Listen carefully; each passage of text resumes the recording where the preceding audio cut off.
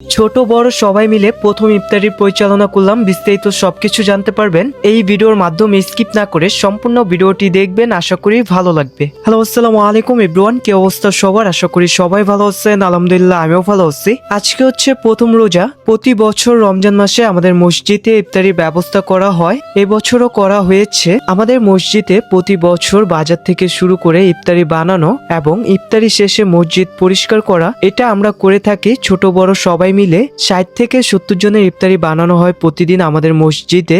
আগে একটা নিয়ম ছিল 30 দিন 30 বাসা থেকে আমাদের মসজিদে ইফতারি দিত। এই নিয়মটা চেঞ্জ করা হয়েছে বর্তমান সময়ে। এখন কয়েক বছর যাবত মসজিদের ইফতারি ফান্ডে টাকা উঠানো হয়। ধনী গরিব যারা আছে এখন সবাই ইফতারি দিতে পারে। নর্মালি ইফতারি দেওয়ার জন্য প্রতিদিন 4 থেকে 5,000 টাকার মতো খরচ হয়ে থাকে। এটা সবার পক্ষে সম্ভব হয়ে ওঠে না, যার কারণে আমাদের সমাজে এই নিয়মটি করা হয়েছে। এটা বাধ্যতামূলক, সবার দিতে হবে। বিষয়টা এরকম না, যার যতটুক তৌফিক আছে সে তার তৌফিক অনুযায়ী দিতে পারবে। এই নিয়মটি করার কারণে সবাই ইফতারির মধ্যে শরীক হতে পারতেছে, যার যতটুক তৌফিক আছে তৌফিক অনুযায়ী। এছাড়া যারা চায় বাসা থেকে বানিয়ে এনে ইফতারি দিবে সেটাও পারবে, কোনো ধরনের সমস্যা নেই। ইফতারি ফান্ডে যে অ্যামাউন্টটা উঠানো হয় প্রতিদিন ইফতারি করানোর পরে, যে অ্যামাউন্টটা বেঁচে থাকে ওইটা দিয়ে লাস্ট রমজানে বড় সড়ো করে এলাকার সবাই মিলে একটি ইফতারির আয়োজন করা হয়। আজকে যেহেতু প্রথম ইফতারি ছিল, যার কারণে আমাদের মসজিদে ওরকম পরিমাণে মানুষ হয়নি। আমরা যারা ভাই ব্রাদার ছিলাম তারা এবং কিছু মুরব্বী ছিল এবং আমাদের মসজিদের ইমাম সাহেব ছিল।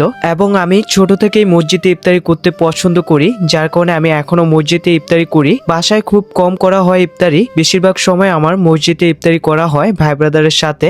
এবং প্রতি বছর আমাদের মসজিদে 2-3 জন হাফেজের মাধ্যমে খতম তারাবি পড়ানো হয়। এই বছরও হইতেছে। আমাদের সমাজটি খুবই ছোট। আমাদের মসজিদ কমিটি যারা আছে তারা খুব সুন্দরভাবে আমাদের মসজিদটির পরিচালনা করতেছে।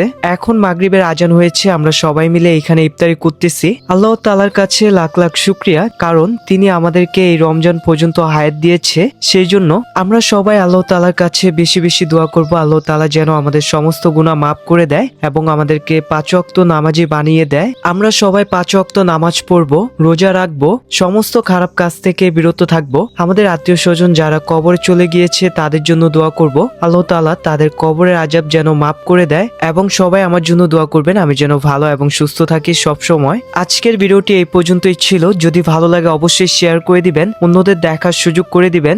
এখন পর্যন্ত যারা যারা আমার পেজটিকে ফলো করেন না অবশ্যই ফলো করে দিবেন। সবাই ভালো থাকবেন, সুস্থ থাকবেন। ইনশাআল্লাহ আপনাদের সাথে নতুন কোনো ভিডিওতে দেখা হবে। আল্লাহ হাফেজ।